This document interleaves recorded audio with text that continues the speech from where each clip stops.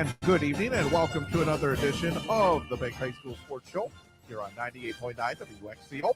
Online at WXCO.FM, mobile devices and Alexa by searching WXCO on the Civic Media app and on the 98.9 WXCO YouTube channel.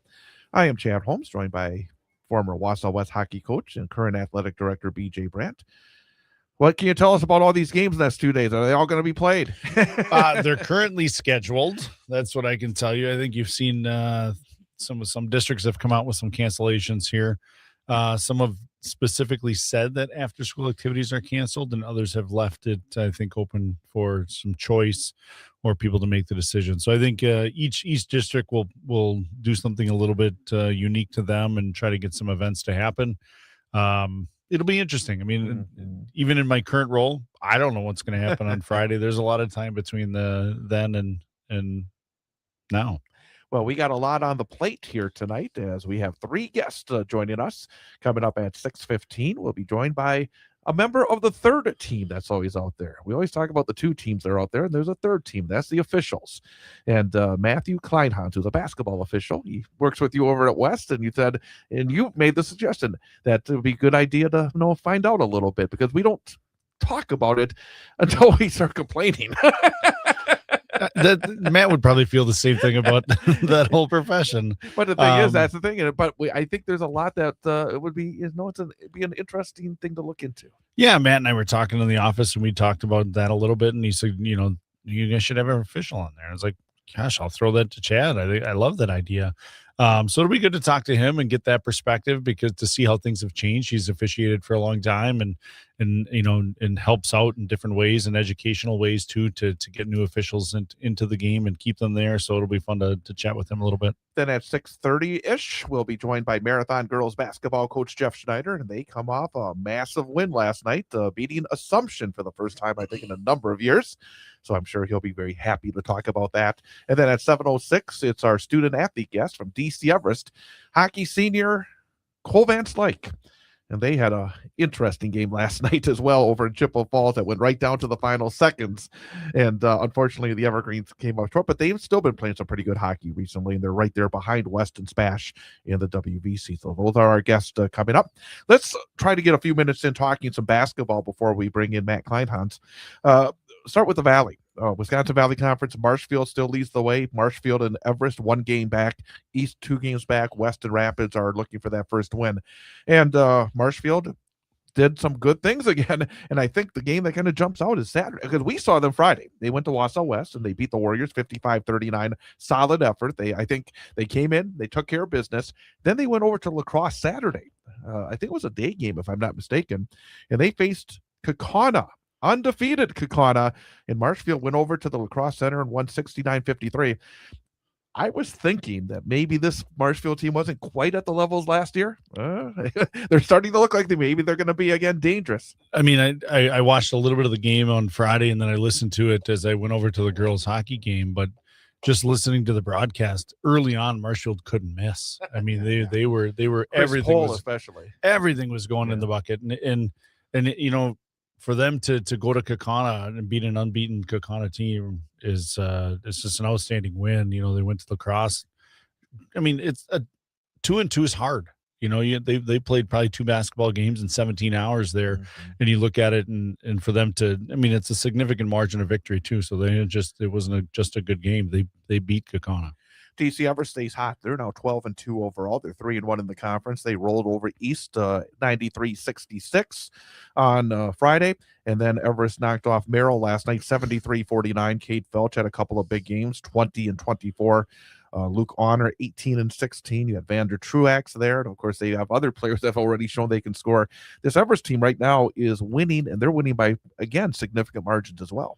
Yeah, you saw that. I mean, to put up 90 points, it's probably the third or fourth time they've put up 90 plus points during the season, and then to get a big margin of victory over Merrill. Just they seem to be getting scoring from all over their lineup.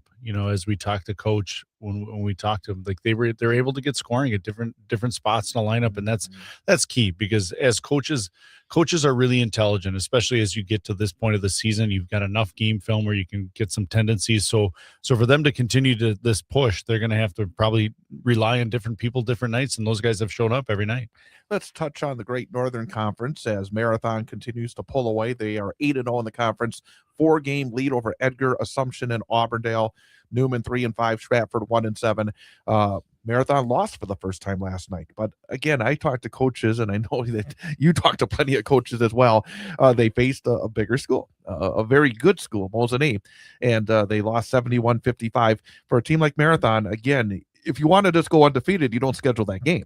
So you want to go in there and be tested and be ready for playing some good opponents in the Division 4 playoffs when you play against a Division 2 team like Mosinee on the road. So again, I'm sure that Coach Adam Jacobson is not happy with losing the basketball game, but I'm sure he learned a lot that's going to help him get to that ultimate goal, which is to be down in Madison. Yeah, and you have to learn this time of year. I mean, I think as you've seen some of the teams roll through undefeated, that's a blessing and a curse at the same time. You have to go through these tough times. You have to go through things that are going to challenge the players, challenge the coaches to put themselves in those situations to see how you're going to coach through them and how the players are going to play through them. And that's a great matchup. Yeah, you certainly wanted to win the game, but sometimes it takes somebody to teach you a little bit of a lesson to improve your team. And speaking of Mosinee, they're undefeated in the GNC at 7-0. They're now 12-2 overall. Rhinelander 5-1 because Mosinee had a great week. Mosinee on Friday night went up to Rhinelander, which is never an easy thing. And then, of course, they found out last year when the Hodeg swept the regular season meetings, and Mosinee beat Rhinelander 75-61. Braden Reinke 16, Triefstoffel 14, Carson Balgord 13 for Mosinee. Very balanced. And then, as I said, they rolled past Marathon as well last night by a score of 71-55, and Reinke 22, Balgord 17 for Mosinee. That's a good week, isn't it? That's a great week. I mean, and it wasn't just the boys that won up in Rhinelander. I believe it was a sweep. Rhinelander, Mosinee swept Rhinelander on both girls and boys side. And then looking at the girls quickly, Wisconsin Valley Conference, Stevens Point still leads the way at 5-0. DC Everest is second at 4-1.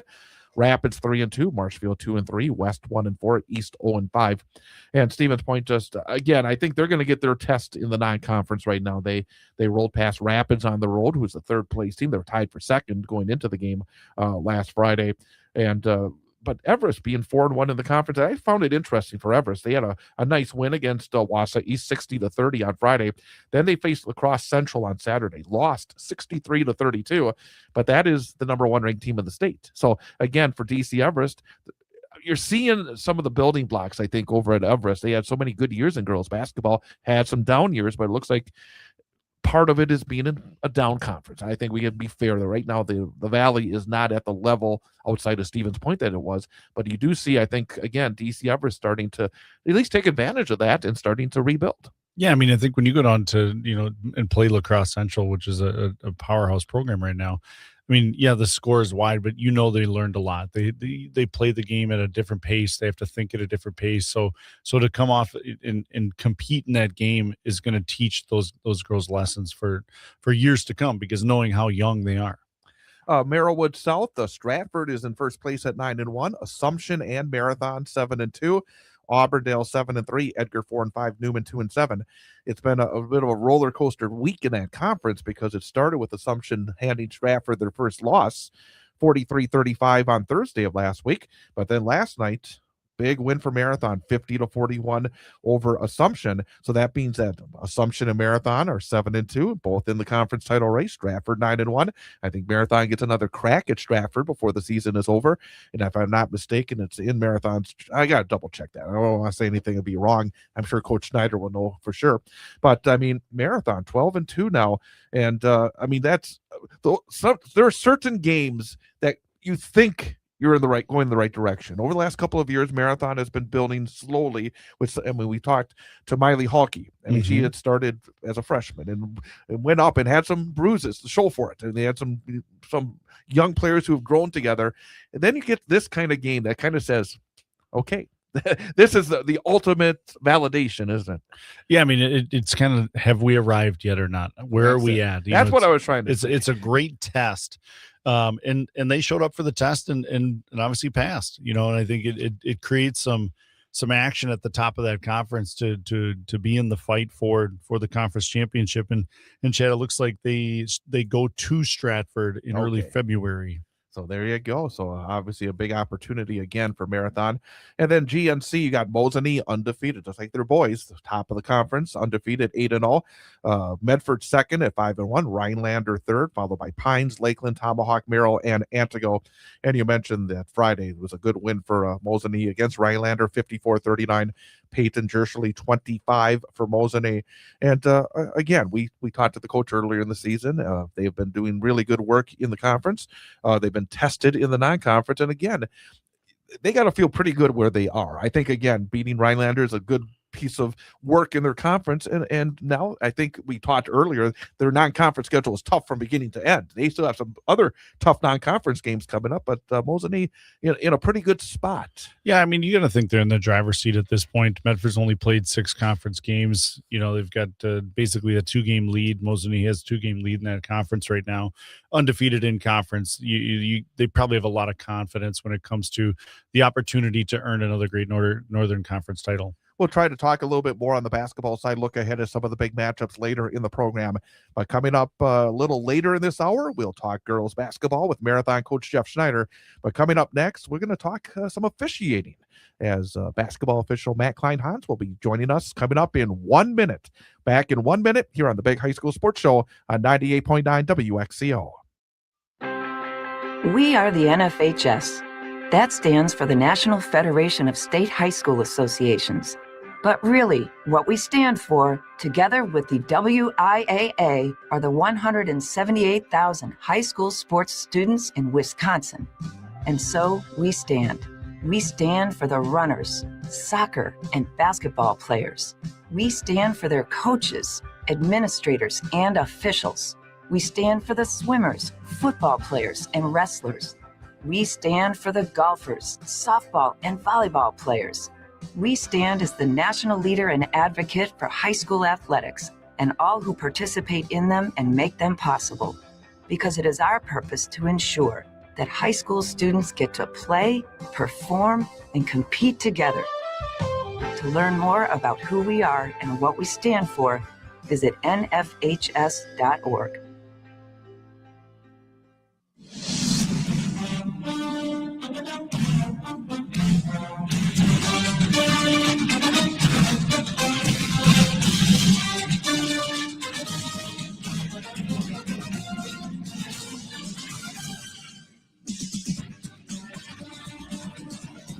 And welcome back to Big High School Sports Show, 98.9 WXCO, WXCO.FM, mobile devices by searching WXCO, Civic Media app, and on the 98.9 WXCO YouTube channel. With BJ Brandt, I'm Chad Holmes. And I've been doing this for I don't know how many years now. It's been a number of years, close to a decade, I think. And we never had an official on the show. Matt Klein-Hans, basketball official. You're special, very special here. Welcome to the program. Yeah, thanks, Chad. Appreciate it. BJ, why did you say that this would be a good idea? Well, I think it's important that in high school athletics we get the perspective of the other team that's out there. I think when you go to watch a game, there's probably opportunities for criticism, but at the same time, they're a part of high school athletics. They're needed. That's the bottom line. Needed. I mean, without them, we can't play the game. And the reality is, they're part of an education-based opportunity for kids to grow and learn, and they're a big part of it. So I thought after talking to Matt, it's a great opportunity to get him here. So Matt, talk a little bit about your education, your officiating path a little bit to get to the spot you are right now. Yeah, so it's pretty interesting. I think a lot of people have different journeys, obviously, when it comes to officiating. I started rather young. I started when I was only 15 years old. I used to grow up around my father, who used to be still is a basketball official, and used to go to games with him growing up and everything like that. And I always thought it was pretty cool. And had a family friend that decided that he was going to start teaching a class. And back in high school, it's more just about making the money, running around with little kids. It's like I always say, it's a little bit more like you're more like an air traffic controller when you're working those little kid tournaments. And it's a lot of fun and everything like that. And, I kind of just grew and grew. And then when I went off to college, I got into intramurals at UW Stout and and as well at UWSP, and worked my way up there. And then, postgraduate, I really started working more JV stuff and worked camps and everything like that. And I have worked my way up to doing pretty much solely varsity. And then I also work on the men's college side as well. So 15 years in the making, but we're here now. I like to ask players when they come in, especially those that have played for 4 years at the varsity level, how they've changed from the beginning of their journey to the end of their journey in terms of their high school playing careers. Let me ask you, from when you started, let's maybe go beyond the when you were as a kid, but when you really got serious about this, between then and now, how have you changed? How much improvement have you felt that you've been able to make over these years? Yeah, I think the big thing that we talk about in the officiating community is confidence, right? And understanding that there's a certain level of confidence and almost swagger that you have to have in order to be out on the court. A lot of people like to think that officials have these egos and everything like that. And to a certain extent, that may be true, but it may be misconstrued a little bit. It's just about that idea that you're going to be able to officiate the game effectively with your crew and have the best possible outcome so that the kids are having the best possible game for them as well, right? So I'd say it definitely from, let's just say even 5-6 years ago till now, especially working that JUCO side of things on the men's side, it's that confidence of just being able to just stay more at the level-headedness, right? You're not going to get amped up over those super big plays. We talk about block charges a lot. Those are the ones that tend to make the gym absolutely erupt because 50% of the gym's going to hate it and 50% of the gym's going to love it, right? So it's just understanding that, you've been there before, you've done the right things, you're getting the training, going to camps, learning, and really just looking at plays on a day-to-day basis. And that's how you can improve your officiating a lot. Just being able to know that you're going to nail something. You're not always going to be 100% correct. We are human, but at the end of the day, we want to be as correct as we possibly can. And so that confidence piece really does come in place. So I'd say that's probably my biggest piece of it. And it's funny. I walk through the hallways of Wausau West and some kids will see me kind of, practicing my mechanics, or I'll be doing it in my room. And my kids are like, what's going on there? And I'm like, don't worry about it. It's just it's kind of like one of those little tweaks about me. So it's a lot of fun though. And you've got a lot of experience. What is a perfect game from an official's perspective? The adage is there's never been a perfect game ever called, right? I think from a crew standpoint, right, what are the things that we can do correctly? We can make sure that dead ball officiating is a priority always. So we're always looking to make sure we have 10 on 10. Are we matching calls on both ends of the floor? Are we communicating with coaches and players to the best of our extent, right? If we can do all of those things to the highest level, I'd say that you're getting closer to a perfect game.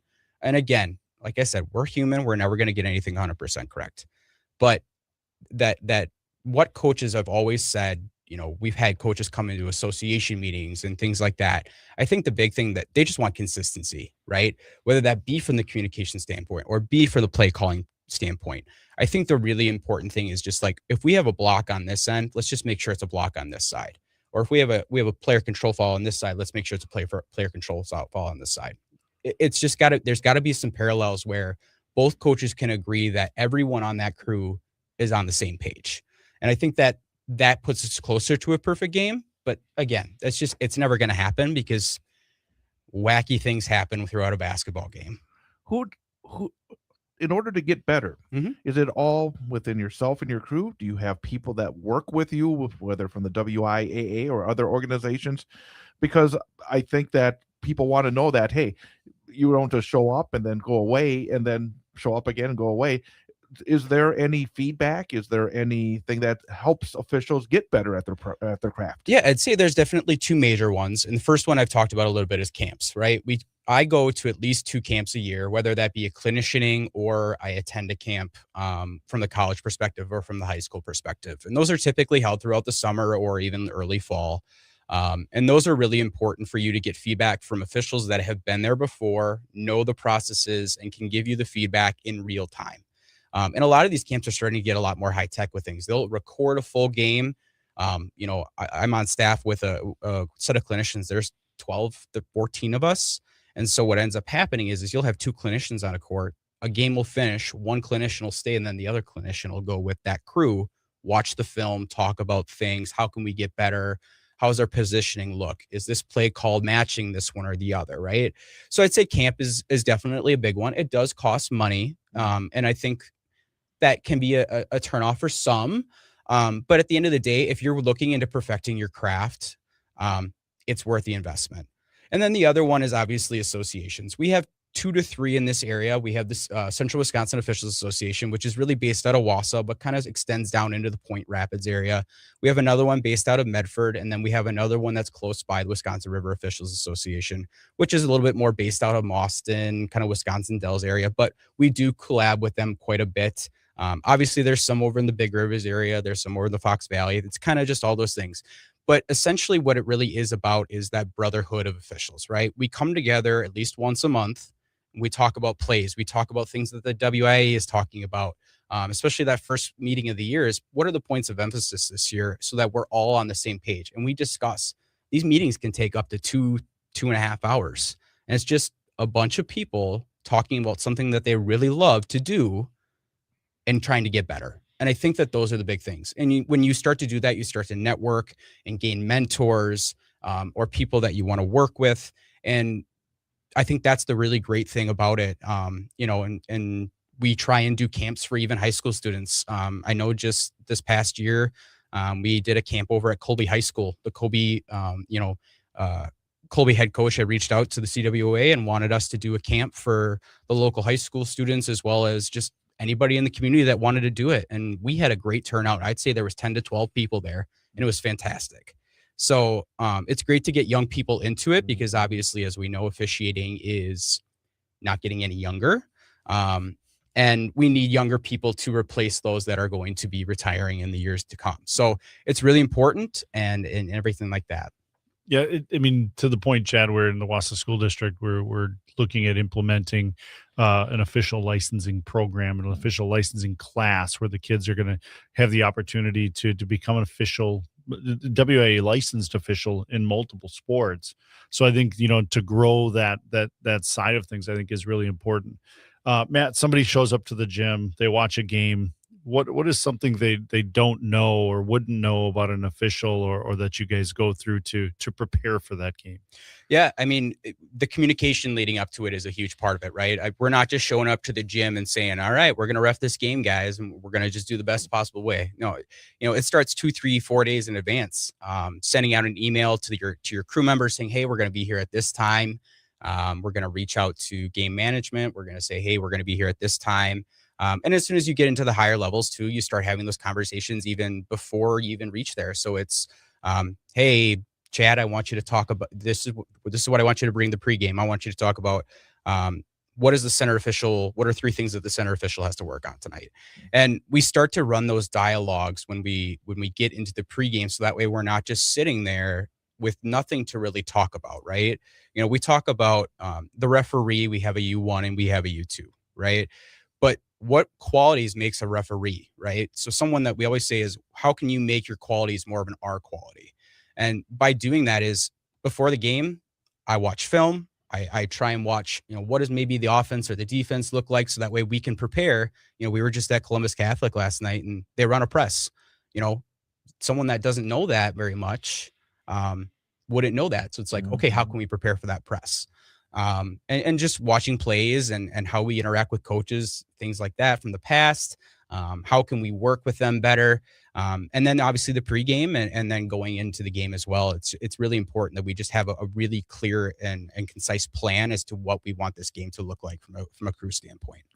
Again, we're talking to Matt Kleinhans, official in basketball here on the Big High School Sports Show. Let me ask you about relationships with coaches and players. because I think a lot of people see that, and sometimes they'll see a little bit of conflict. How do you look at the relationships during the course of what is an intense couple of hours for Yeah. everybody involved? Yeah, it is intense. And I think the one thing that a lot of people, they do see the more of the confrontations of things. And I think a lot of people misconstrue that as, well, the official may be getting it wrong, or the coach is frustrated because the officials aren't seeing something. And that all may be fine and well. But at the end of the day, a coach is passionate about the game of basketball just as much as an official is passionate about the game of basketball and their viewpoints, right? There are going to be times where a coach has a way better look than an official does, and it's just not going to be seen, which is unfortunate. And even with 3 officials out there, we're just not going to see everything. And admitting your faults is a good thing. But again, I kind of had talked about keeping that level head, right? And just being able to work through the conversation professionally and calmly, so that way we can move forward with the rest of the game. That's become more and more of a point of emphasis with the WIA and NFHS is bench decorum and coaches communication, really trying to leave it to dead ball situations rather than live ball, because at the end of the day, again, we're just human. We're not going to be able to have a conversation and officiate a basketball game at the same time. It's very difficult to do for anyone. And so having those conversations are very important, because sometimes they're seeing something that we may not. But it's important that we all come to it from a professional viewpoint first. And I think that's from the coach perspective, sometimes when you're looking for ways to help your team during the game. So let's say you're calling something that wasn't called that way the night before. How can you re-educate the players? And some of that communication becomes challenging at times, because as a coach, you want to have that conversation while the referee's skating by, or in this case, the referee's running up court, and it's probably not the right time. So do you talk to coaches about that before you go into the game? Like, hey, when you have a question, here's how we want to handle this. Is that something that's a common practice, or is that just with some more experienced crews? I would say it's becoming more and more of a common practice, especially in that pregame captain's meeting. Obviously, at the 12-minute mark, the referee goes over, checks the book, does all that fun stuff. But at 10 minutes, we have our coaches and captains meeting. And during that meeting, it's really just laying the groundwork for everything. So, something just very basic is saying, players and coaches, we're excited to be here tonight. We're just going to talk about a few quick things. White talk to white, black talk to black. We're not going to talk across to each other. Make sure our jerseys are tucked in and stay tucked in, because again, NFHS is really hammering that for some reason. And then at the end of it, and something that I always like to say is, coaches and players, as long as you approach us respectfully, we will return in favor. But the big thing that we ask is you do it during dead ball situations and not during live ball, so that we can keep our focus on the game and give you guys the best product. And I think that really does go a long way, because at the end of the day, if a coach is still trying to talk to me during the live ball situation, it's really easy for me to just go back and say, Coach, remember what we talked about during our pregame meeting? I'm more than willing to listen to you during a dead ball conversation, or a dead ball situation, but it's really hard for me to have a conversation during a live ball. So if we can just wait until a dead ball, I'll be glad to listen to you, and just having those conversations. And BJ, any final questions before we wrap up with Matt? Why do you do it? I love the game of basketball. I was, in high school, I loved basketball. I was never an amazing player, but I found my niche really quickly, and that was defense and everything like that. But, when you start to officiate, you start to see the different side of it. And I was a coach for a couple of years too, so I get that side of things as well. But at the end of the day, I love seeing my growth as an official, but also I love seeing the growth of players I remember just 2-3 years ago, I ref Stratford when they were seniors. It was actually 2020. I remember that senior group when they were in 5th grade, and I was reffing a weekend tournament in Nakusa. So just seeing the growth of players as well is really just a ton of fun. And I think, just giving back to the game as well, is huge, because again, it's not an easy job, but it's a job that we're tasked with, and I enjoy the challenge. And I guess one final thing I would Yeah. say is if somebody out there tuned in who's maybe not thought about it, Mhm. how do they, what should they do? How should they get involved? Yeah, so I think the first thing to do would be to log on to the WIA website and click on officials. They have all of your resources there on how to become an official. Typically, just for one sport, for example, as long as you register on time, it's about $35 with another $25 fee just to get the registration in there. And then from there, you get your rule books and things like that. And then after that, I always suggest, especially for a newer official, whether it be football, basketball, soccer, whatever it might be, try and find your most local association, reach out to the president and see how you can get involved. No matter the role that you play within an association, you're a benefit to everybody in that room, right? So even if you're not part of the administration team, from a president all the way down to a secretary or a treasurer, you're still being involved in the sport and getting better at your craft. So I think that those are your two main things. And then try and find a mentor, right? Try and find someone where you want to be eventually. And we do this even in our jobs. You find someone that you really admire and you want to be at their level. You talk to them, you have conversations, and that's how you get better at your craft. Matt Kleinhans, thank you very much. Very, very intriguing.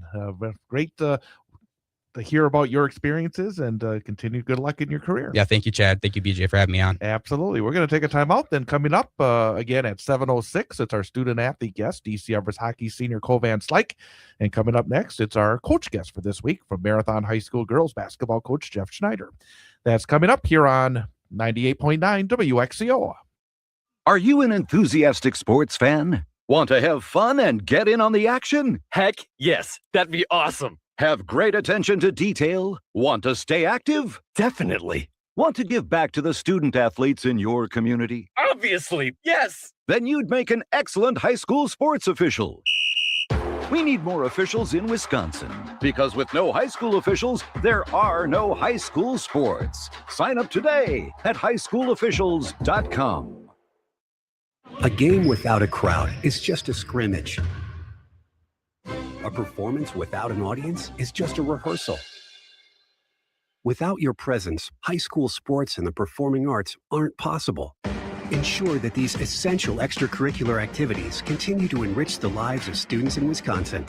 Purchase a ticket to your local high school's game or performance. This message presented by the WIAA and the Wisconsin Athletic Directors Association.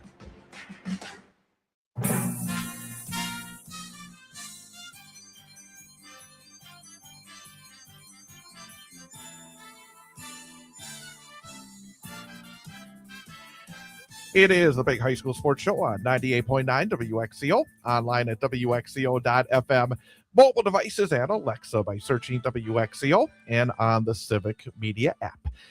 With BJ Brandt, I'm Chad Holmes, and time now for our coach guest for this week from Marathon High School, Jeff Schneider. Coach, great to see you. Thanks for having me. I tell you, and I always say this, I think BJ or whoever else, it's, when we set up the interviews, it's always nice when they come off a win.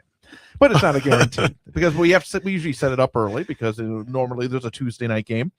And last night you played Assumption, and it's like, I don't know. We'll see. And your team was able to come out and win. The first question I have is, I saw some video of the end of the game and just how excited on the sideline that the clock was running out that your girls were. That had to be special because a lot of these girls have been going through this process for the last couple of years, and to get a win against such a quality program like Assumption had to be just incredibly thrilling for everybody involved.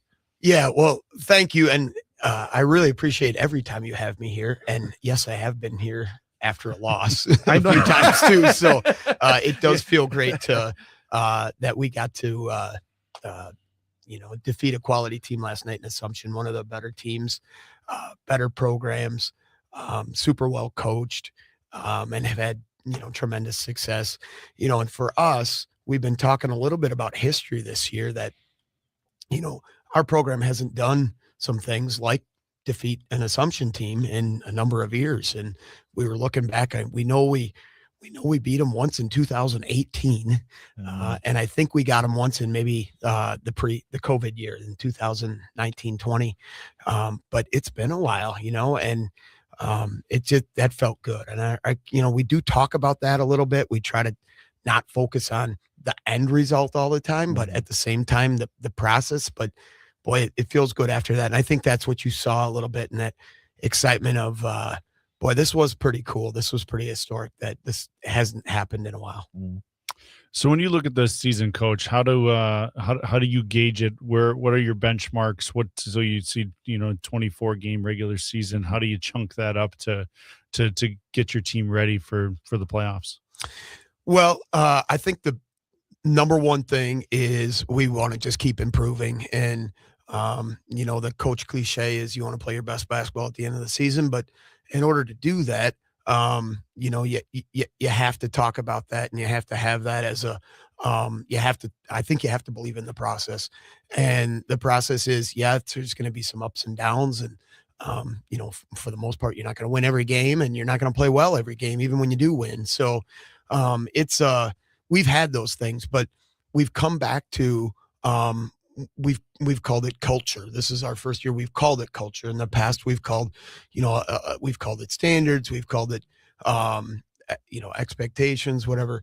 But we've called it culture because I'm a big Shaka Smarts fan, and he's done some really great things this year. They've struggled a little bit, but at Marquette and in some of the other places he was, and we just said, hey, culture over everything. And we came up with 3 core values, and just keep going back to those things. We're going to compete every day with ourselves. Number one, we're going to try to keep growing, which is, we want to grow and play our best at the end of the season in the tournament. And then, we chose trust, and our seniors have done a super job that, hey, we need to trust each other, that we need to play together. And that's when we're at our best. I want to take a step back because I find it interesting you bring up Shaka Smart because, again, he's had so much success, and this year it's been a struggle at Marquette. It's not automatic that every year is going to be a great year. And I look at your coaching career, you've had some incredible highs. You've coached down at the state tournament. You've had chances to be at the ultimate level in high school basketball. And then you've had a couple of years here where you've known it's going to be a building process. And when I've talked to you, you've talked about, studying different types of offense and defense and keeping your mind open as you continue in your career. You've been doing this for now more than 2 decades. How many years at Marathon? More than 2 decades. Yeah, we'll just leave it at that. Okay. But the thing about it is you're very open, I think, to trying to stay on top of things and use different ideas in terms of building your program. Talk about the ups and downs and maybe why you've continued to work so hard at it in an era where we don't see as many two-decade coaches in high school sports here in Central Wisconsin. And BJ's been there too in his sport. It's been, those highs and lows are, when you first start out, you feel like, boy, this is awesome. This is why I do it. But in effect, that's really not, that can't be your why. To win, I really can't be your ultimate why. And your why has to be that, like you said, that some of those, seeing that development and seeing that process and adapting and adjusting and things like that. And I mean, the 2 big areas that we've talked, X and O's are one thing, but I think developing kids has been my focus, especially the latter part of my career, is what are the things that we can do? What are the skills that kids really need to work on, and then be able to take those into a game, and not just, I've got to get this many shots up. That's important. But at the same time, it's what can I do to keep developing? And then the other side of it is the mental side of it is, how can I develop as a teammate, and how can I develop and grow as my role, and understanding what do I need to excel in and do the best I can in for my team to be the best. And then putting the team number one. I mean, that's a huge challenge in itself for anyone, but especially for young people. And it's that just keep working on ways to do that. And Shaka's been amazing with that. And he's gone through the ups and downs. He's had teams that have really reached their potentials. He had teams that hasn't. And, we're all in the same boat as coaches, and we just keep battling and keep helping each other. And I think that's the big why to keep doing it. Think about we'll say more than 2 decades. I like that. That's a good number. Think about yourself as a young coach and where you are now. How much have you changed over the years to be where you're at now as a coach? Dramatic changes. I think when you first start out, like you said, you're after the result, And the result is the ultimate because that's going to gain you respect, and that's going to gain you, appreciation, and that's going to gain you the notoriety, and those are all good things, and those are all good things to strive for. But just like in anything, they're not going to be there all the time. And then I think the biggest area I've grown is, how do I adjust my own personal adversity? And then how do I help my team? How do I help kids fight through things when it's not going their way? What is their response when they're down in the dumps, when they've turned it over, or they're missing their last 5 shots? Those types of things as a coach, almost seeing it more through as a player, and seeing it not necessarily being a player's coach, but just really putting myself in their shoes and saying, hey, what do I need? What would I need right now as a player? What would this team need as a team? And sometimes, today was, we came off a big win, like you said, and well, lots of times you don't need a pat on the back after the big win, because everybody else is giving you that. And hey, you feel pretty good. And that's awesome to feel good. And you should feel good, and we should. But sometimes to keep growing, you need a little push, and that sometimes is needed too. So there's a lot of areas. And I think the other thing I'll say as a coach, I think when you first start out with it, and especially I think a lot of coaches, this is something that we really want to do. And we kind of identify with it, hey, oh, you're the coach, you're the hockey coach, you're the basketball coach, you're you're with this program. And if you've been there a few years, and you almost feel like, boy, I've got a reputation to live up to, or I've got a standard I got to live up to in terms of wins and results. And that takes you down a rabbit hole too, of you have to take each team, you have to take each year, you have to take each group of kids, and you just have to take them from a start, and you have to keep trying to grow. And it's a hard thing to do. I mean, look at professional coaches. That's what they're trying to do too, with a heck of a lot more pressure than what we have. And I've grown a lot in that it just keep working and get reward in that, as opposed to this is not the result doesn't define me. Again, we're talking to Marathon girls basketball coach Jeff Schneider on the Big High School Sports Show. I saw you nodding. Is there anything you wanted to add to what he just said? Because I think you as a coach probably understood it a lot better. I understand to a certain degree, but not in the same way before I started asking about this year's team. But is there anything you want to add about that? Well, I just think when you're a young coach, it's exactly that. You want to win. You want everybody to look at you a little bit more. And I think as you age and get seasoned in this profession, you realize how little it is about you, and how your job is to put these young student athletes in positions to be successful. And that sometimes that's super challenging, because what got you to this point might not work this year, and you've got to look at your group. And it just, a lot of what you said, Jeff, resonated with a lot of coaches. I mean, it becomes about the kids in the end, and the sooner you can realize that, you're going to find success regardless of what the result of a Friday or a Tuesday night game is. And even the end result. I mean, BJ's been to the state tournament, I don't know how many times, but more than I can count. And that's great. But in the end, it's like, what is the experience of the kids in my program? And 5 years from now, 10 years from now, whatever, are they going to remember, going to state? Yeah, that's great. But really, what are they going to take away? And if they don't achieve the highest, they don't go to the state tournament, or they don't win the conference championship, or they don't win the big game, or whatever, it's still really important at what we're doing. And we want them to have good memories, and we want them to have great experiences. And great experiences are not all sunshine. Great experiences are up and down, and learning and growing. And that's really what we're after. 12-2 this year, 7-2 in the conference. As I said, this has been a project, because you've had a lot of these girls have been part of it for a number of years.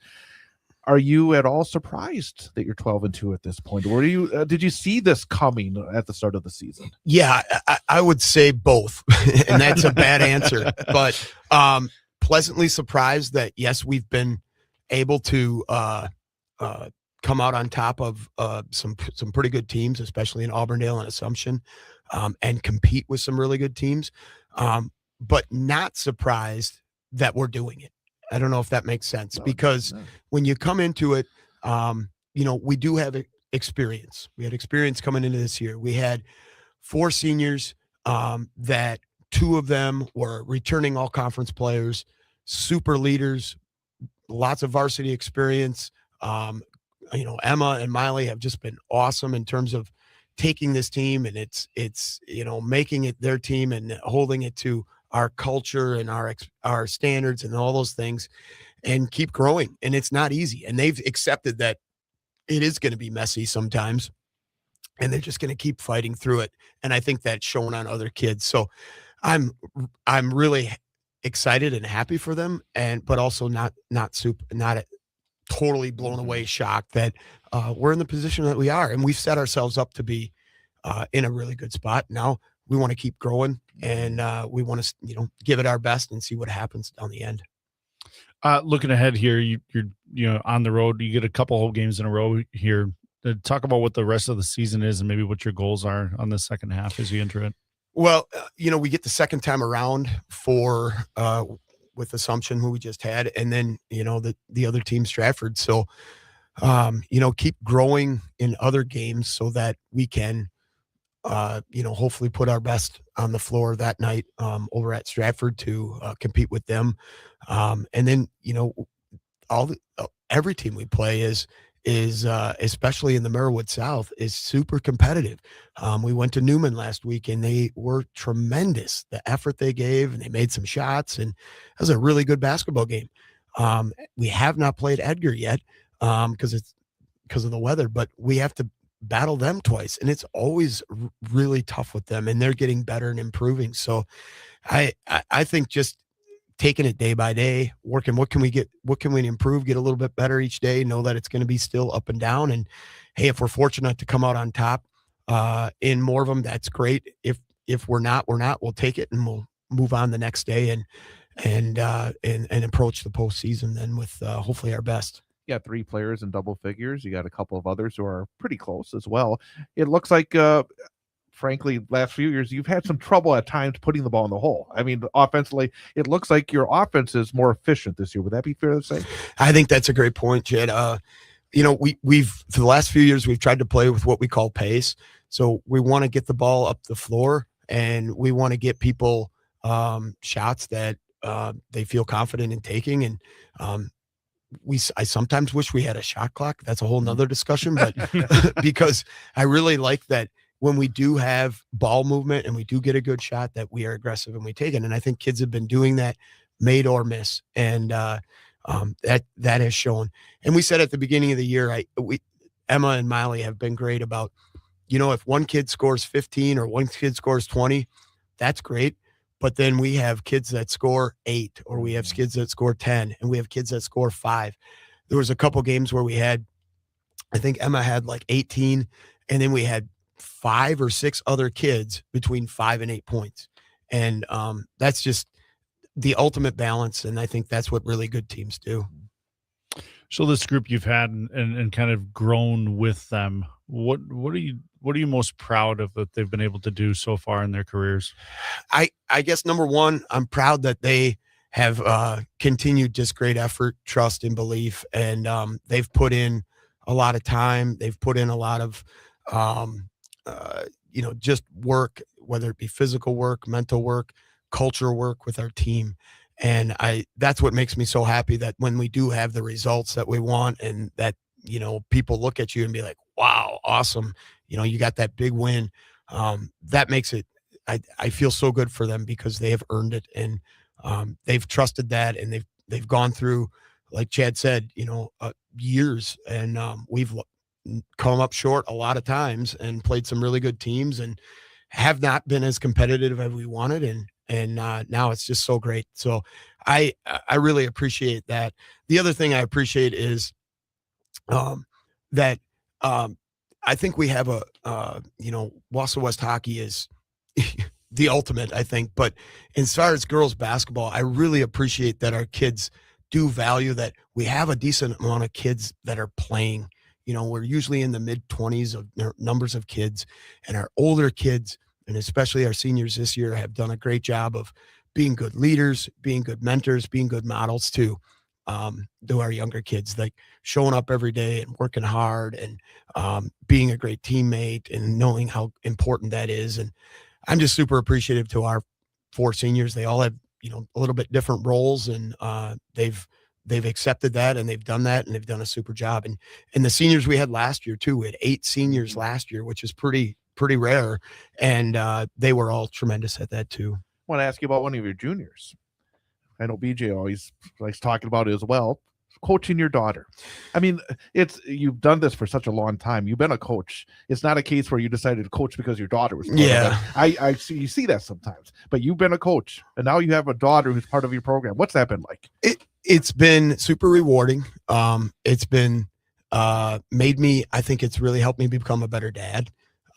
Because as a dad and as parents, you can see through your kids' eyes a little bit better than all the other kids because they're your kid.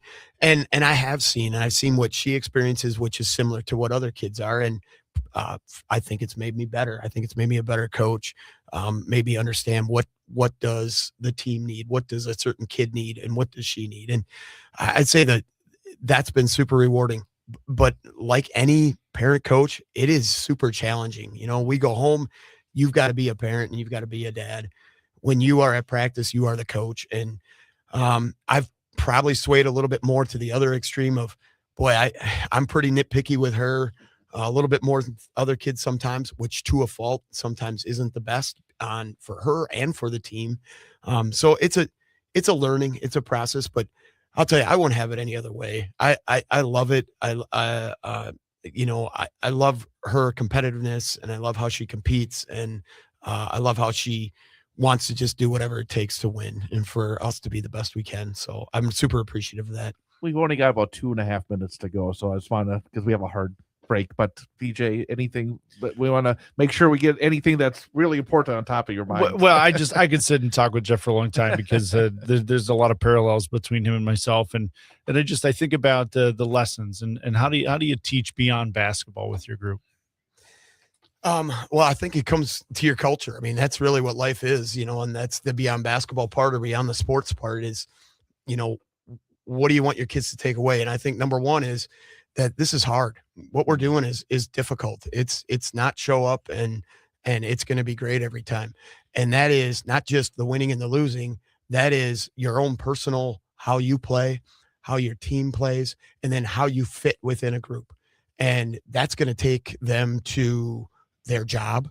That's going to take them to their relationships, to their family, and making sacrifices and working with lots of different types of people. And that I think is life in itself, and whatever you choose to do. And we give that high school sports, especially, when it gets competitive at the varsity level, boy, that's real life. And working through a game and working through a season is super rewarding. And hopefully kids, they take good memories and they learn a lot. Like you said, BJ, they take a lot of good lessons.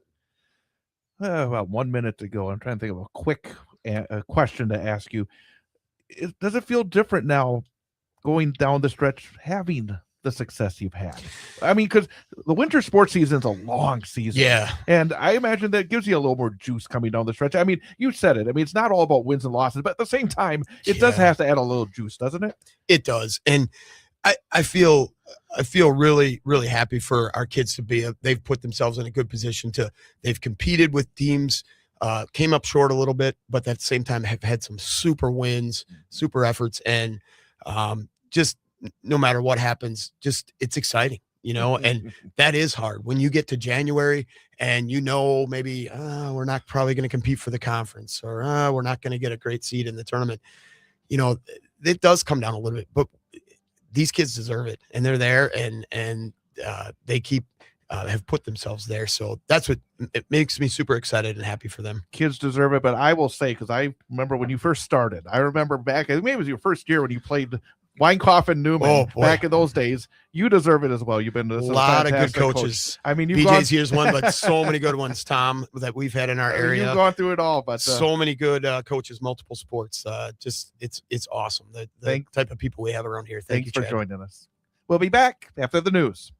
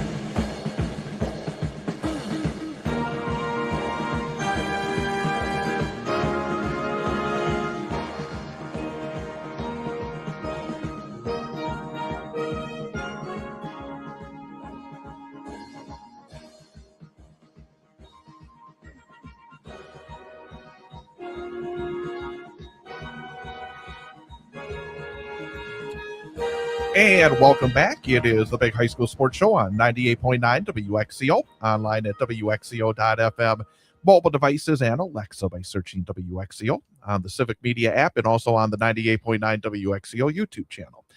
With BJ Brandt, I am Chad Holmes, and man, we are packed here tonight, aren't we? It is. We get a lot of guests tonight. We get to It's- hear a lot of people's perspective on sports. It's great. It's like a dentist office. We have, they come into the waiting room, and then we bring them in. And next up is our student athlete guest for this week from DC Everest Senior High School, senior for the Evergreen hockey team, Cole Van Slyke. And Cole, thank you for coming on over. Yeah, thank you for having me. Well, the thing about it as well is that I was looking at your schedule this week. You got a busy week generally. I mean, because you have a game tomorrow night and scheduled for Friday. We'll see what about the weather and all that. Yeah, hopefully. But it's a real busy time. And I wanted to sort of give maybe a little window into the student athlete here. On a busy week like this, you got school, you got everything else in your life, and then you got all these hockey games. How do you put it all together? A week like this, where again, it's just a very busy week. Yeah, it's really busy, but so it's kind of nice we have finals. So we get out of school at like 11 every day. Then we don't have school Friday for our game against Sun Prairie, so that'll be a nice rest day. Very good. Talk about that difference, though. So a day that you have school and your game day routine versus the not having school that day and your game day routine. Do you think there's a difference in how your team plays, how you plays versus school and no school? I do. I feel like the games, like we've had a lot of Saturday games, and when we get more rest and like eat as a team, I feel like better results normally come. But You're somebody that's been on the varsity since you were a freshman. Talk a little bit about the process. How do you feel differently on the ice or as a player now than you did as a freshman? Because, I mean, when a freshman is thrown out there, I mean, it's like, again, physically you're a lot smaller, again, experience-wise. How much of a difference in terms of the player that you are today than the first time that you stepped on to a varsity hockey rink as a DC Everest Evergreen? I feel like a big part of it is confidence. And I guess I had a lot of older kids that showed me like the right way to do it and kind of helped me through, which really, really helped. Well, you're one of 3 Van Slikes in the program right now. Talk about what it's like to be able to be on a team with your brother. I don't know how often that happens in your hockey career when you're a couple of years apart, and obviously you're the relationship with your dad and how that's been for your career.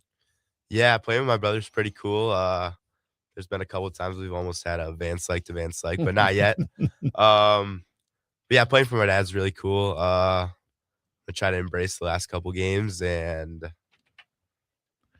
let me jump in there. When you talk about the relationship, we just had a coach on who has his daughter. Jeff Schneider has his daughter on the team right now. And he talked about how, you have to still have those lines. With you and your dad, are there any lines when it comes to, well, we're not gonna talk hockey, or is it always hockey? How do you take it home with you? I guess is the question. yeah, normally we don't take it home like too hard. We try to talk about like other stuff, and my mom normally gets in the middle of it sometimes, breaks up the subject and changes it up.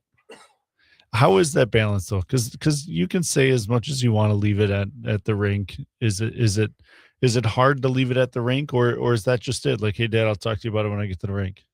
I mean, it's hard because I always want like feedback from him, and sometimes the losses come home a little bit, but not too hard. You normally get over them pretty quick. Is there are you one of the captains this year for Everest? I am, yes. Okay. You have your role as a captain, as a elder statesman, being a 4-year varsity guy. Do the guys feel like you have an additional in with the coach? I mean, if there's something that as a captain, because sometimes you have conversation with players and you're trying to keep everybody, I think, going in the right direction. Is it at all awkward at times when maybe there's an issue within the team with your dad being the head coach? I mean, sometimes awkward, but it doesn't get too bad. The guys kind of respect me for me not just being a coach's son, which is nice. Very good. So throughout your career, I mean, you eclipsed the 100-point mark this year, and obviously your roles have changed over the years. Talk about what that's been like for you. I mean, you've had a lot of on ice success individually in terms of production, and just talk about what that is for the past 4 years for you. Yeah, I've got to play with some really good teammates, and they've made it pretty easy. Felt like just over the years it's been better and better. So hopefully you can finish off strong. Again, we're talking to Cole Van Slyke, DC Everest Senior for the Evergreen Hockey Team here on the Big High School Sports Show on 98.9 WXCO. Has there been a highlight so far in your career? Now, I'm sure that you're hoping for some really big highlights coming up in the next 6 weeks or so. But up to this point, has there been either a game, a moment for yourself that's been the big highlight of your high school hockey career? Oh boy. I think this year's Mosinee game was pretty high, and maybe Hat trick, huh? yeah, and then scored a goal against Amory late to win it, so that was pretty cool too. I think those two. I mean, those are the ones that's fun because you can remember those for a long time. What other sports do you play, and how does that relate? Like, how do they blend together? How do you use hockey for the other sport, or how do you use the other sport for hockey? Yeah, so I also play baseball. It's probably my more dominant sport, but like lifting for that kind of like helps for both. So I do a lot of that. Just staying active in the off season helps a lot. Are you able to carry momentum from a good hockey season into the baseball season? Is there anything that helps you if you come off, feeling good at the end of your hockey season? Does it help you on the baseball diamond? I think so. I think the confidence aspect carries into all the sports for me. Let's step away from the athletic fields for a few moments. What's your favorite class in school? Oh boy, my business management class and foods class is pretty fun. Why? The teachers make it fun, and I don't know, cooking food and it's always fun. Who's your cooking teacher? We gotta give a. Her name's Mrs. Newby. Very good. Mm-hmm. I mean, I remember taking foods as a senior, and there's a lot of things I remember, and hopefully, continue on. You play baseball and you've excelled at baseball as well. Talk about the parallels between those two sports, and how you've been able to find success in both. The coaches have really helped guide me. I think I have a really good hockey and baseball coach. Coach Langben helps me out a lot, fixes everything that I need to fix. So, and the teammates, we're all close bonded in both sports, so that really helps. Do you have a group of friends that are different from hockey to baseball, or do you have a lot of the same guys that you sort of hang out with? I do. So not a lot of my hockey buddies play baseball. So kind of like two different friend groups, kind of. So it's kind of nice. But which did you start playing first, hockey or baseball? I think I started playing hockey first. And you said I don't want to put words in your mouth, but you sounded like maybe baseball is your number one sport. Is that fair to say? I mean, or is it I like it a little close? better, but it's close. Yeah. Okay. Well, what is it then? Because I mean, it's always interesting because so often you're brought into a certain environment, and obviously with your dad being the head hockey coach for a very long time now at these. Man, again, it doesn't seem like it's been that long, but he's been there a long time, hasn't he? Yes, sure is. So you're a hockey family in a sense. What was it that got you initially involved in baseball, or maybe lit the fuse in terms of obviously you have a love for the game?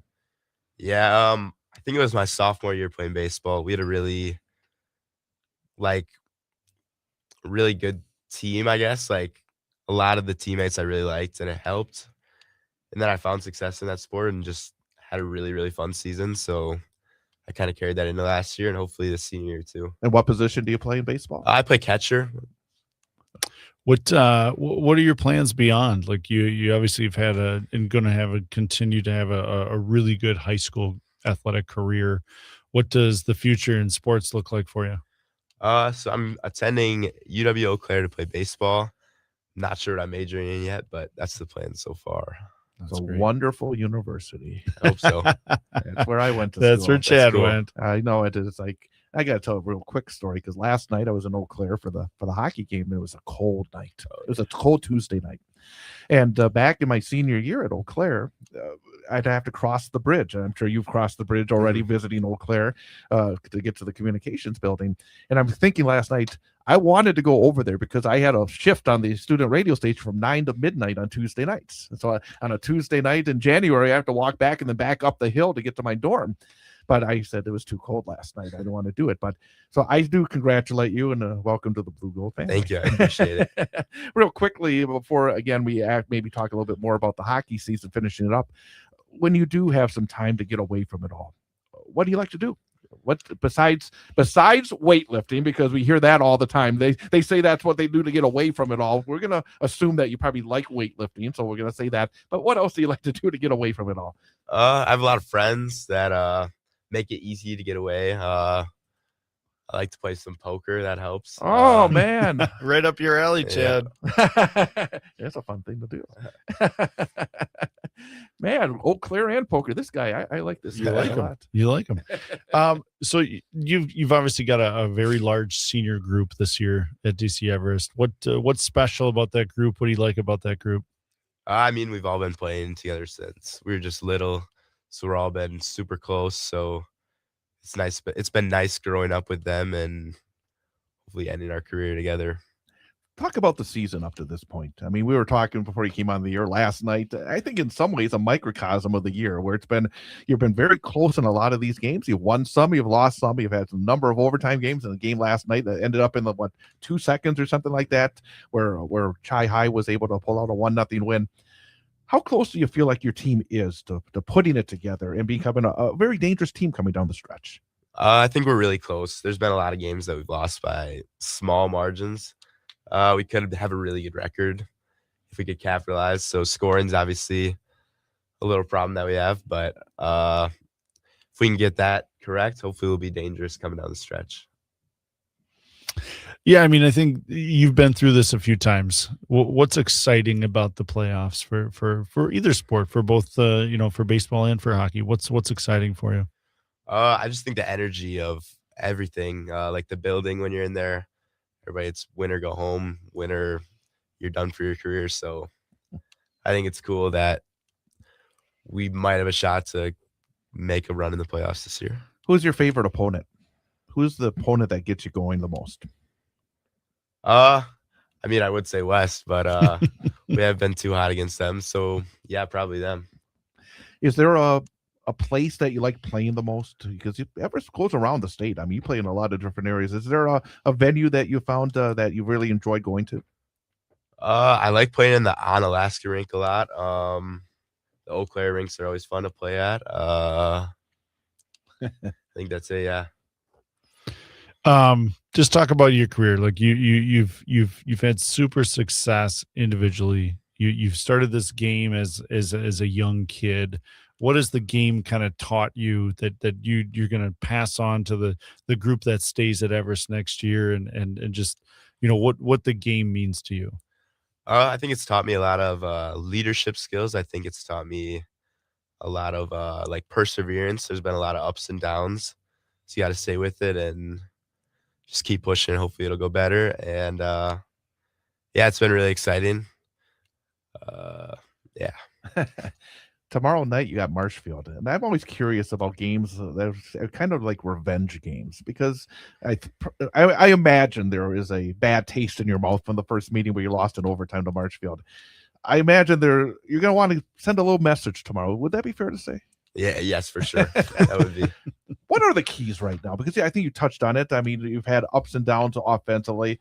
You did put up 7, I think, against Rapids last week. Mm-hmm. So obviously, what was working right in that game that you're going to have to continue on a consistent basis the rest of the season? Yeah, so we that game we found a way to put the puck in the net, which has been hit or miss for us. Also, there's been some D-zone like miscommunications lately. In that game, we had it figured out, but like even last night, didn't have it figured out in Onalaska. So that said, it must be incredibly secure for everybody knowing that you have Griff Bonnell in net, having that veteran who's proven they can do it. As an offensive performer, I imagine that helps a bit in terms of knowing that you don't have to score 6 goals in a game to win, correct? Having that solid goaltender has to be so big for your team. Yeah, it's really nice to have somebody to lean on. We can always trust him. He's always pretty consistent back there, so we really like to have him. As you wind down here the regular season, what are you looking forward to, and what are you looking to get from your group to prep for the playoffs here?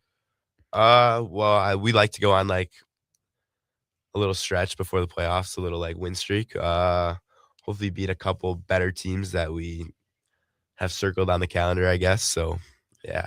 I gotta say, there's one thing before I'm gonna ask you for one final question. That I have my final question, but when you go home tonight, ask your dad why you're playing a Wednesday night game to wrap up your regular season. I look at the schedule. I guess it's right. It says Wednesday, February the 11th at Sheboygan. Your dad has to know eventually where you get him on this show, and that takes away one of the weeks, and that's not a good thing. I'm just throwing it out there because I'm sure he's listening right now. Because we do the show on a Wednesday because there's not supposed to be games on a Wednesday. You know, sometimes sometimes the schedule does not align how the radio show would want. But Coach, do you have a final question for Cole? Yeah.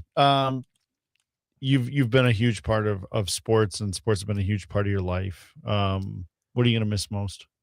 I think I'm gonna miss like the team. Obviously, we've always been so close in most sports, and having like a group of guys to just hang out with and spend your weekends and spend every day with is so nice. And the competing is always fun, and playing like against buddies from other teams is always fun. So I'm gonna miss that too. All right, our final question. You were kind of tiptoeing around it with some of your questions, and I'm thinking, what are you doing here? But I'm still going to ask my final question because I ask the final question all the time. But especially for somebody like yourself who's had so much experience in multiple sports and being a varsity player for such a long time, based on your experiences, based on what you've learned, what piece of advice, and obviously you got family that you can pass it along to as well, but what piece of advice would you give a freshman just joining either the Everest hockey program or the Everest baseball program, based on what you've learned, that when they're starting, what should they be thinking about? I'd say look up to your leaders. They know what they're talking about. So do the coaches. So always make sure you're listening and just persevere. Don't give up. That's an answer a captain would give, right? It is, very much so. Cole Van Slyke, again, as I said before, when you came in, it seems like you've been around forever because, you have been around forever for the last 40 years at DC Everest. Congratulations on the accomplishments. We'll look forward to seeing you at Marathon Park coming up in a couple of weeks. We'll see you during the spring, during the baseball season as well. But best of luck as you and your teammates go with the rest of the regular season and the playoffs. Thank you. I appreciate it. Absolutely.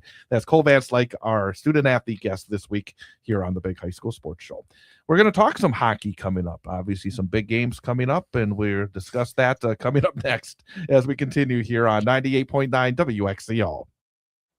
What's your idea of winter fun? If it's hitting the trails after a fresh snowfall and you're thinking new snowmobile, it's time to call CCU. That's Clover Belt Credit Union, the leader in financing fun. If you're thinking new four-wheel drive vehicle to get you to the downhill slopes or the cross-country trails, it's time to call CCU. That's Clover Belt Credit Union, the leader in financing fun. Quick, easy loan applications, friendly lenders, and great rates make CCU the lending leader in financing fun. If your idea of winter fun isn't in the snow, maybe hitting the highway in a new motorhome is the way to go. Just give CCU a call. Financing for motorhomes and winter getaways. When you think fun, think Clover Belt Credit Union. What are you waiting for? Life's too short and winter's too long. Call CCU for your great rate financing. Dial 715-842-5693 or apply online or from your smartphone. That's Clover Belt Credit Union. Local lenders lending local money, keeping our community strong.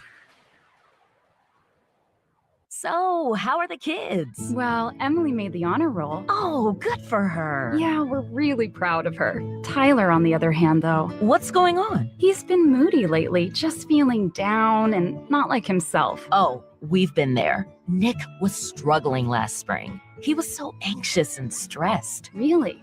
What helped? Well, he joined the soccer team. And ever since, he's been a lot happier. He has more energy, he's less stressed, and he's definitely in a better mood at home. It's made a huge difference. That's awesome. Yeah, I'm glad he's getting out of the house, he's getting some exercise, and he's off his phone for once. It's been good for his mental health. Sounds like it's been good for your mental health, too. Participating in Wisconsin high school sports improves students' physical and mental health. Encourage your son or daughter to get involved. This message presented by the WIAA and the Wisconsin Athletic Directors Association.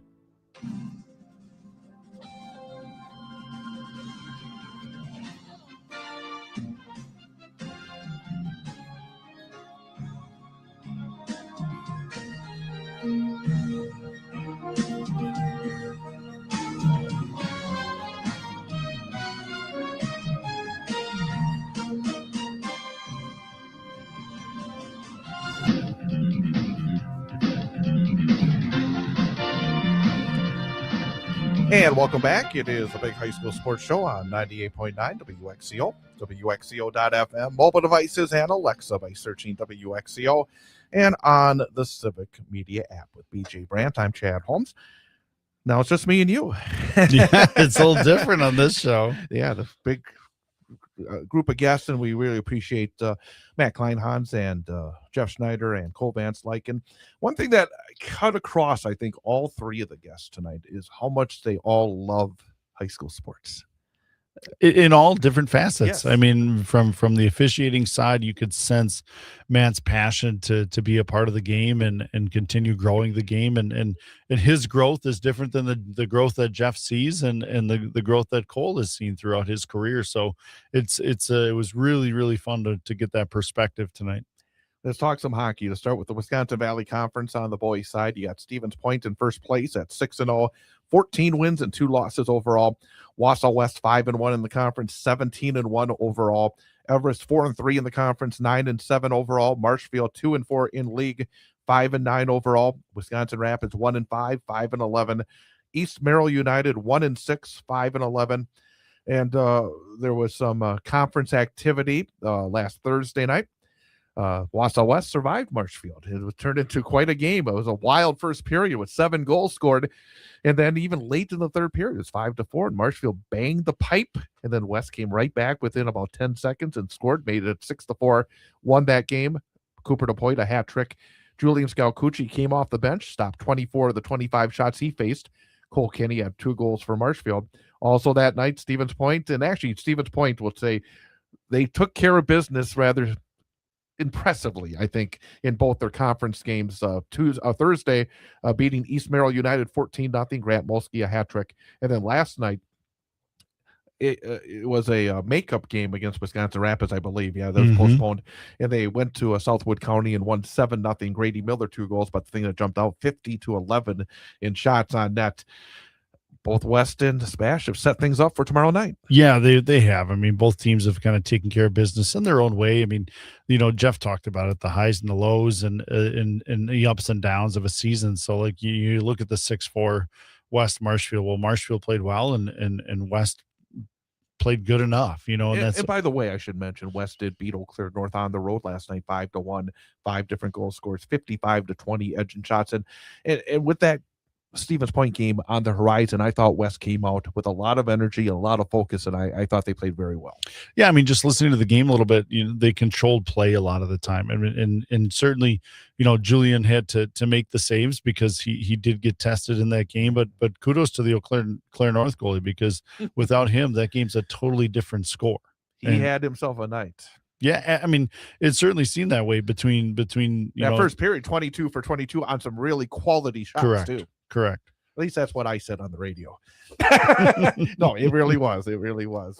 But looking now tomorrow night, second meeting of the season. Wausau West has played 18 games this year. That 18th game against Stevens Point was sort of the outlier. I think I've talked to some other folks, and I think I've talked to you as well. I don't think West can take away from that game a whole lot. And I frankly don't think Stevens Point, in a sense, because they're going to see a different Wausau West team. And again, I don't want to sound like I'm making excuses or anything like that, but it was just one of those nights where West did not play well. And you do have to give Stevens Point credit, especially between the pipes. And that's, I think, one of the areas where Stevens Point is stronger, at least from what I saw in that game this year, than they've been in recent years. Yeah, I mean, that night, their goaltender played very well. Second period, that game could have flipped a little bit, or at least gotten a little tighter, just because of some of the saves that were made. And I think, from West's perspective, when you look back at that game, you still have to learn from it.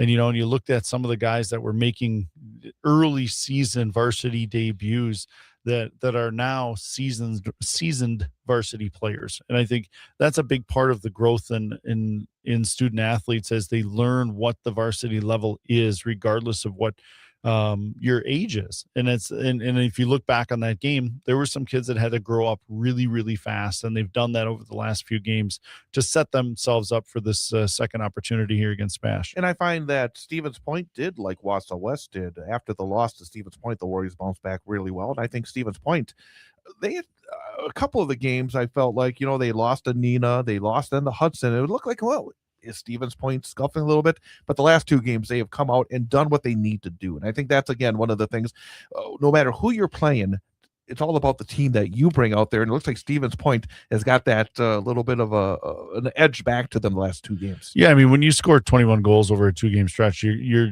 definitely offensively gonna be really excited about what you have. And in both those games they had didn't allow any goals. And and quite frankly, not a lot of shots in those games.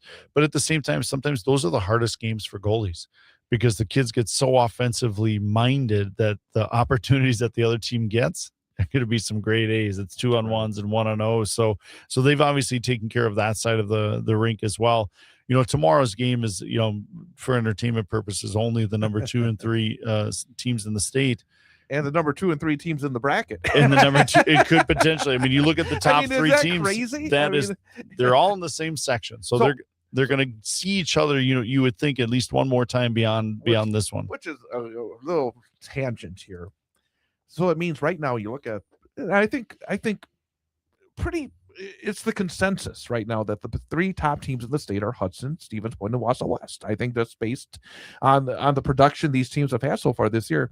But at most, one of those teams will go to state. At most, there's no guarantee, because in that bracket, you could see a team jump out. I remember a few years back when Triple was a number 7 seed and a very good hockey team and made it to state. But that's just a tangent, again, based on, where we stand in terms of the high school state tournament. One area that I wanted to ask you about, because I actually mentioned it last night in the post game, is that the Warriors had a lot of opportunities on the power play, were not able to convert. And I go back to the first game against Stevens Point. After the Panthers took that early lead very quickly, West had the first 2 power plays and were not able to do anything with it. Special teams, I think, will be vital tomorrow night. Would you agree? Massive. I mean, I think when you look at that game down there, they weren't able to put anything together on the power play. And quite frankly, they didn't have a ton of super grade A chances from the power play. And I think in the middle of that, between then and probably the game last night, their power play has been clicking pretty well. They've been 2 of 5, 3 of 5, 3 of 7. I mean, you look to the Notre Dame game, they had 4 power play goals in that game. So you look at what it has been, and you hope that it can get back to that, because when you're in this situation, your power play matters. Your penalty kill matters. Penalties are part of the game. It's going to happen, but you want to make sure that when you have the man advantage, you can find a way to execute. And that comes down to little things and guys making the right plays that they should make, and making the team plays at times.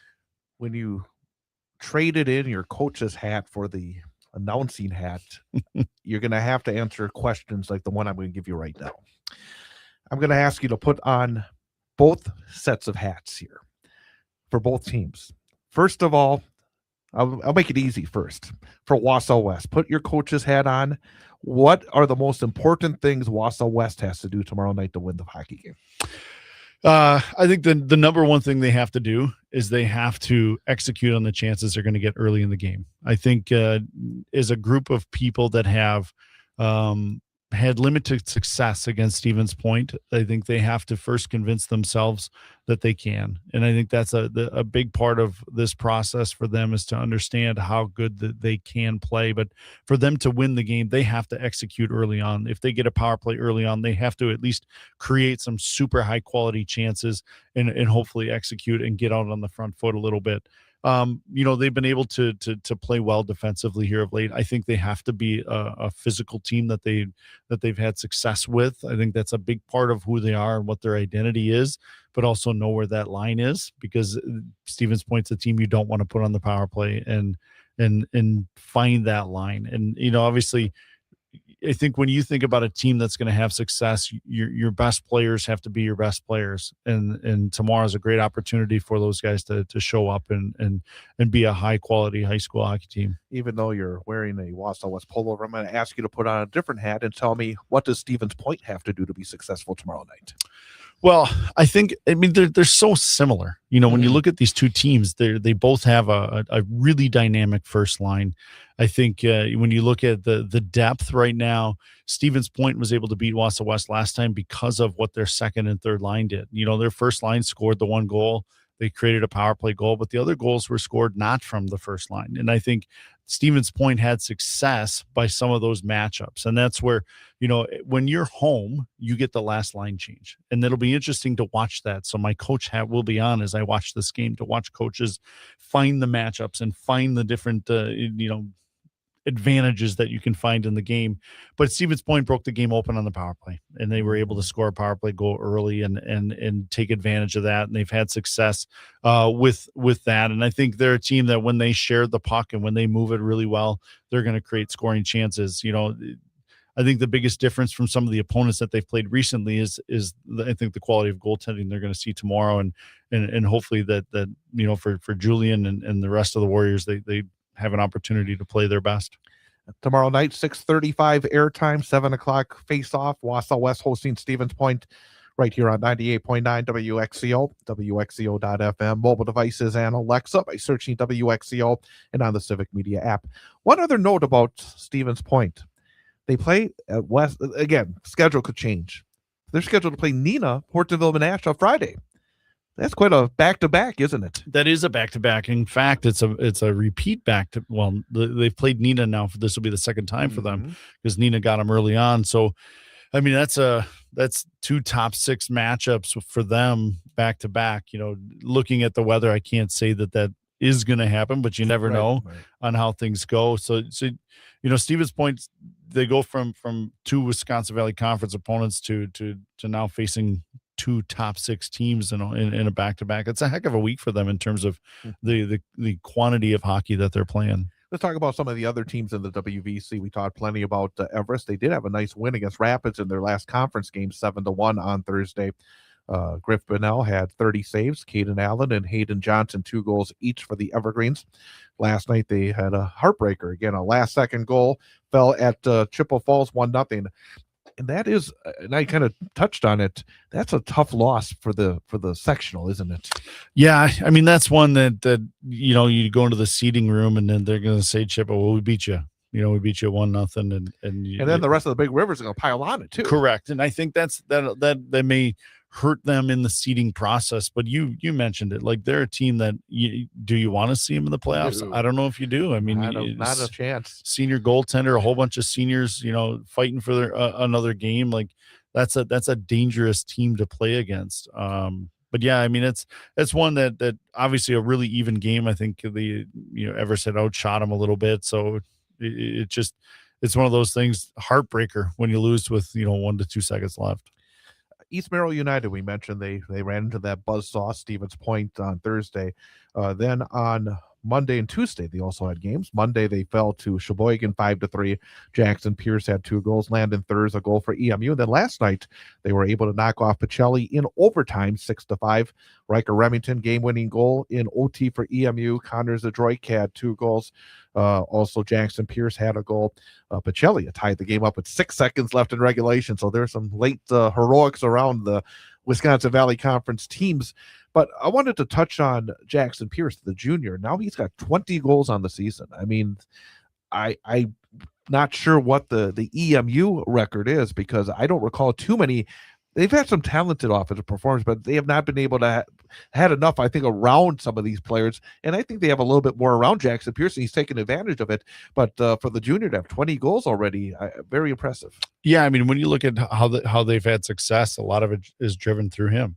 I mean, he's somebody that has to carry the mail a little bit for him and has done so, especially, down the stretch here. When you look at it, I think this is their second overtime victory that they had at Marathon Park. Yes, I watched the game last night a little bit. I saw it was 4-3. Pacelli East tied it up to get 4-4.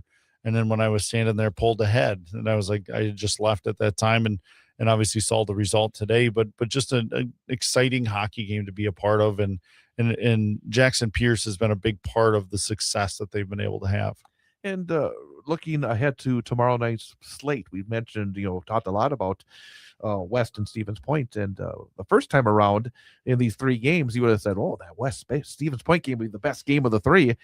Well, the other 2 matchups that we're going to see tomorrow night in the conference both went to overtime. You had Wisconsin Rapids defeat EMU in overtime the first time they met, and tomorrow night they will meet in Wisconsin Rapids, and then Marshfield and Everest the first time around they went to overtime as well. So I think you look at those 3 games in the Wisconsin Valley Conference, if you're looking for the most competitive 3-game setup you could have, I think you got it tomorrow night. I think so too. I mean, it's funny you say that. I was thinking about the matchups for tomorrow, and you look at the games around the state, and in the Valley, you're going to have 3 really competitive games to go watch. Obviously, the marquee one's probably the Spash West one, but you're going to get great games out of the other 2 matchups. Great Northern Conference. Tomahawk still undefeated in the conference, 15-3 overall. Pines and Mosinee. I have to say that I don't know whether these conference standings are right, because I don't know whether or not last night's games were conference tournament games or not. But Pines 13-3 overall in games against GNC opponents. They're 6-2. Mosinee is 6-2, 11-7. Antigo 4-4, 10-6 overall, which is again amazing, which we're going to discuss here in a moment. Got Wapaka 4-5, Lakeland 3-6, Medford and Rhinelander. The Rhinelander Hodags got their first win last night. They defeated Medford, and they were 0-15 before last night. And if I'm not mistaken, if it's true, they were just waiting for the conference tournament to come around. It was all the run up. So I think, Chad, knowing what we know about the Great Northern, I think those had to be conference tournament games because they were all second matchups within the conference there. When you look at Rhinelander, you know, they've got Coach MJ Legas, who has been there for a long time. I want to real before you even go into it, I want to ask you, because so often in this era, a coach sees a dip coming, they hit the highway. And I don't mean it. I mean, there's reasons for it. I mean, it's hard to be in this job for a long time. But what he has done to stay at Rhinelander, we've seen that they had good teams in the past. I mean, he obviously knows what he's doing. And for him to, I think he's, again, probably sees that this program needs the leadership right now. I have just the utmost respect for somebody like MJ Legas, who has gone through some tough times the last couple of years. Yeah, I mean, when you look at, I think back to the games where he was the head coach when my brother and I were playing at Wassa West. Like that's how long he's been around.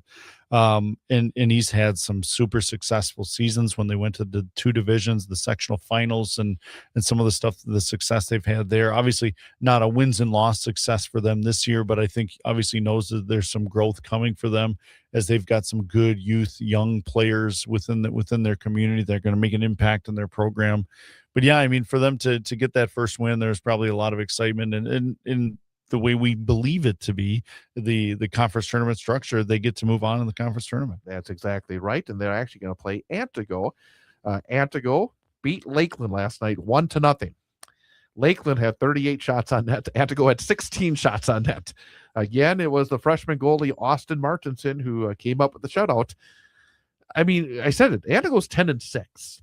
I bet you probably in at least 14 of those games they've been outshot probably by significant margins, and yet they got this freshman goaltender that is just carrying them right now and getting some timely goals and finding ways to win. It's got to be an exciting little run here for Antigo, who's had a few struggles themselves in recent years. I mean, it's exciting run this year, but there has to be excitement about the future. I mean, when you look at it, they're a team that's 10-6. They have 363 shots on goal as a team. They have given up 716. So they're getting out almost 2-1, getting outshot 2-1.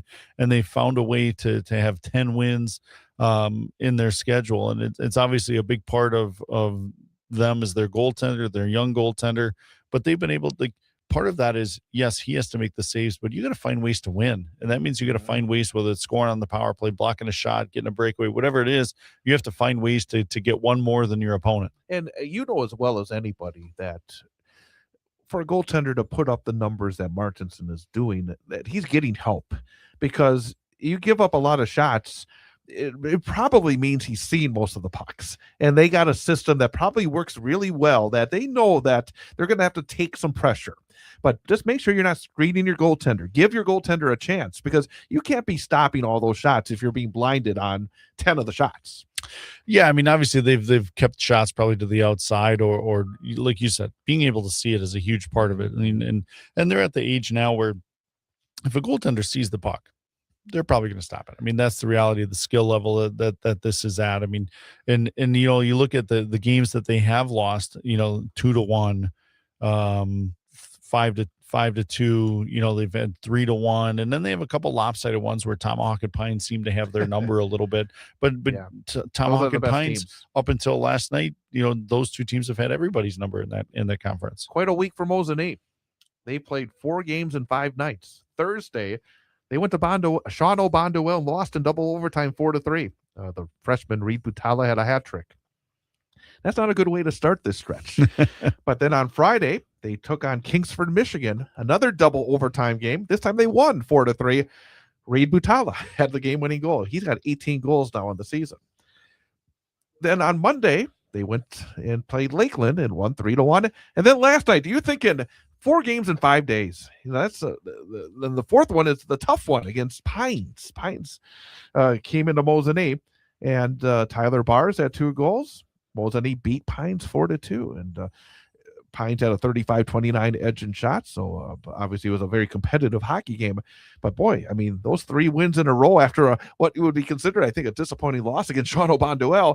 This Mosinee team, maybe they're coming together. It's been they've got talent. They got some young talent. It's been hard to kind of put them together at this point. They played very well against They're going to get another crack at Tomahawk now on the road coming up on Tuesday. They got the the Northern Pines tournament against USM on Friday. Mhm. So I mean, we're going to see a lot of what Mosinee has at this point. Well, if you look at in 2026, they've got 3 losses just in the year 2026. A 5-4 loss to Ram, which was on the road at their place. A 4-3 loss at home against Tomahawk. Obviously played really well. Gave up 2 shorthanded goals to give that one away a little bit, and then obviously a road loss at Shawano. But they're 7-3 in their last 10 games, and obviously playing some of their best hockey. And part of that is your freshmen aren't freshmen anymore. Your freshmen understand what it is, and obviously with Reed Butala, he's come into his own a little bit here and had some success. He's still a freshman. I know you coaches always like to say that, but they're still a freshman. And the thing about it that is really impressive is that, again, we've talked about this, and you've talked about how, as a freshman, I mean, physically, they're so different than these seniors are, and yet they're finding ways to be successful. And we're seeing quite a bit of that right in this winter sports season, I think. Yeah, I mean, it's really different across all the sports as I watch them all now and see how a young player can have an impact in the game. I mean, the reality is, in the end, you're going to rely on your upperclassmen, your juniors, your seniors, but sometimes you get one of those special talents that can come in and impact your lineup, whether it's on the basketball court or on the ice arena, or even within the wrestling world. You get a young, inexperienced at the high school level athlete, but can come out and just make an impact. And wanted to touch on Tomahawk. They won 3 games, and the one that kind of jumped out to me was against Ram. We mentioned they had beaten Mosinee earlier in the season, and Tomahawk on the weekend defeated Ram by a score of 5-3. That was actually on Friday night. And the thing about it that jumps out is, and we talk about this quite a bit, that is a sectional game, because again, when we talk about that sectional in Division I, we often talk about the teams in the Wisconsin Valley Conference and the Big Rivers Conference. And I was actually going over it last night during the pregame, trying to put some perspective behind what that game was, and mention the fact that you have Ram, and then you have that GNC team that's hanging out their Tomahawk. And I haven't delved as deeply as I'm going to here, but I'm really curious to see where Tomahawk finishes in terms of seeding for that bracket. Yeah, I haven't dove into it either. Just seeing all the scores, you kind of can see where they might fit, kind of in that middle 3 area. I think the 3 losses may have all been to sectional teams, if I'm not mistaken. And that'll hurt you a little bit in the seeding meeting. But when you look at where with that whole sectional, I think there's 3 teams that have separated themselves to be the top, and they're obviously ranked in the top 6 in the state. And but from there on, it's going to be you're going to have to do your homework as a coach to see them. Yeah, like 4. I look at Eau Claire North. Where do they Superior? fit? Superior. Where do they fit? Yeah. Like some of the early season games were really meaningful. You didn't know it at the time, but they became very meaningful. So it'll be interesting to see how this seeds out. And that sectional, obviously, we know is super challenging. But some of these games that these teams have played will have impact in other sections, in other regions as well. And I guess looking ahead on the boys' side, we talked a lot about the Valley. I think that number one, we mentioned Mosinee. I think 3 very interesting games. They got University School of Milwaukee on Friday, that traditional tournament. I mean, we always talk about the same teams being like in Eau Claire for this turkey tournament over with West and Superior and Notre Dame and Eau Claire Memorial. But every year around this time, Pines hosts their tournament. They always bring University School. They must like coming up because that's a long trek for USM, and then Hayward as well. But that's an interesting tournament. I mean, that's a tournament that's been going on for a long time, the Pines Classic. And what's different about that, Chad, is the teams don't get hotels. The teams all stay with local people in Eagle River. So local hockey families house players from Mosinee and Hayward up there, and University School up there, and that's part of the experience of the Pines Classic. So it's kind of cool to see how that tournament's run, and obviously the history of it. And I think Tuesday's Mosinee Tomahawk game will be very interesting. I think for Tomahawk, they can't lose that game. I mean, it's almost like I don't think they have a lot to gain, but they could have a lot to lose in terms of the way the other teams in that section will look at it.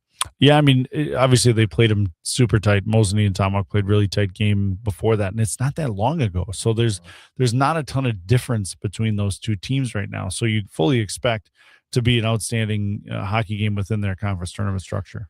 Wisconsin Valley Conference on the girls' side, Black River Falls still in first at 5-0. They're 12-5-1 overall. Central Wisconsin Storm 4-1 in the conference, 10-5-1 overall.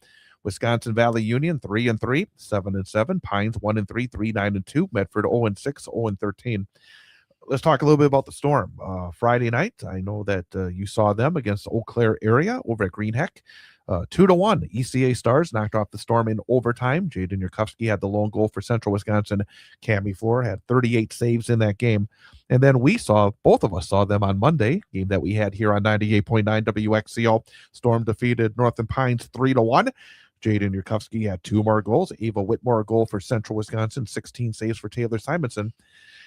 Sort of a little microcosm again of the Storm season. I mean, lots of tight, low-scoring games, but also maybe a microcosm of girls' high school hockey here in 2025, 2026. I mean, if you look at the scores are there's a ton of 1-goal games and 2-goal games in girls' hockey right now, and I think that speaks to the parity of the game throughout the state.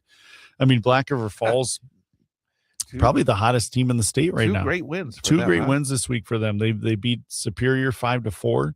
And then they beat Eau Claire area in overtime 3-2. So probably one of the teams that people are going to start to look at, especially when they come out of that section. I believe the Black River Falls and the ECA is in the same section over there.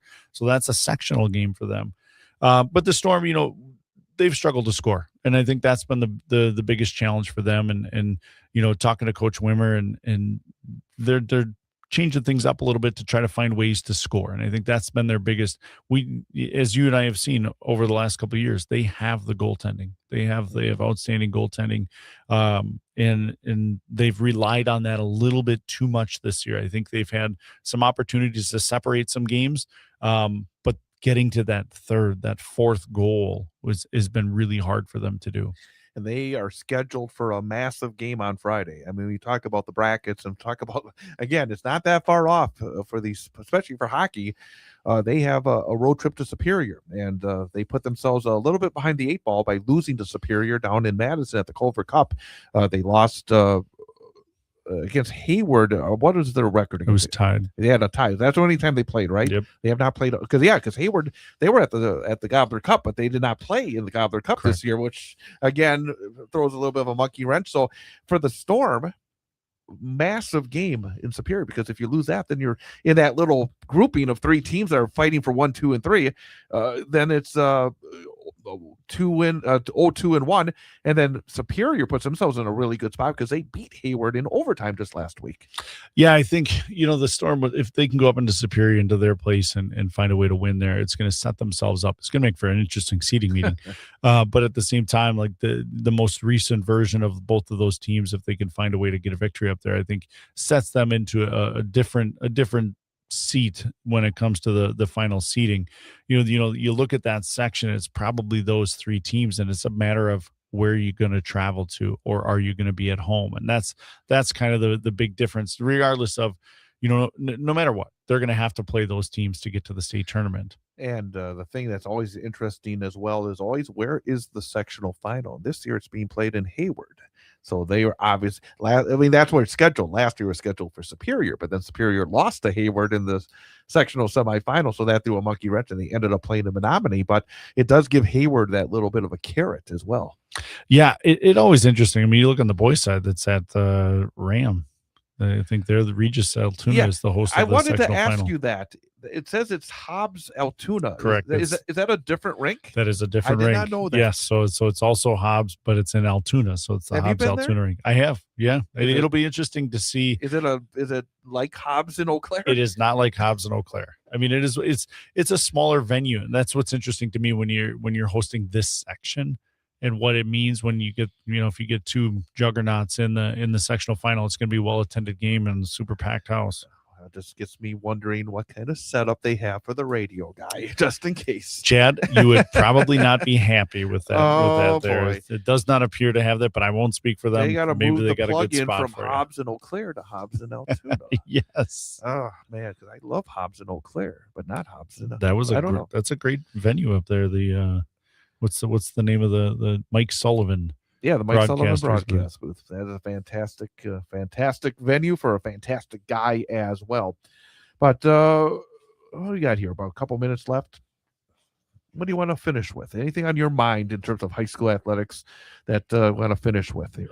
Well, I think part of high school athletics, it's a family experience, and I think when we talk about, and you go to watch a high school sporting event, look around and look at the people that are cheering you on, and look at the people that are cheering for your community, and I think that is such a big part of high school sports, is the community aspect of this, and it can be a super positive experience for those players, for those families, and I think if you're around some of the parents that maybe aren't as positive as you need to, I think the arena needs people to speak up in those moments, because as somebody who sits in a different chair now, those are the things that you deal with. And we want high school sports to be a positive experience for everybody, and to continue, win, lose, or draw. At the end of the day, they're still high school student athletes, and they've got to be able to look at their mom and dad and give them a hug, and their parents and guardians and teammates, just to make sure it's a great positive experience for them. And I know I probably get in trouble for saying this,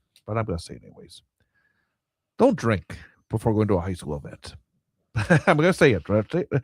Have a nice carbonated beverage at the venue, because there'll be people selling it, making money for these programs. But don't come in with a little edge to you, because you're asking for trouble. That's all I'm going to say. That's my editorial comment. Yeah, and I think with that, Chad, high school sports is about learning life through sport, and obviously we're all there. Everybody's there to give their best and have a competitive environment, and just know that everyone, including the officials, are giving their best, and hopefully it's a great experience for all involved. Thanks to Matt Kleinhans, Jeff Schneider, and Cole Van Slyke for being our guests. Again, tomorrow night, don't forget to join us. 6:35 for the airtime. Wausau West and Stevens Point. Massive game in Wisconsin Valley Conference hockey. We'll be back next Wednesday from 6 till 8 p.m. for another edition of the Big High School Sports Show here on 98.9 WXCO.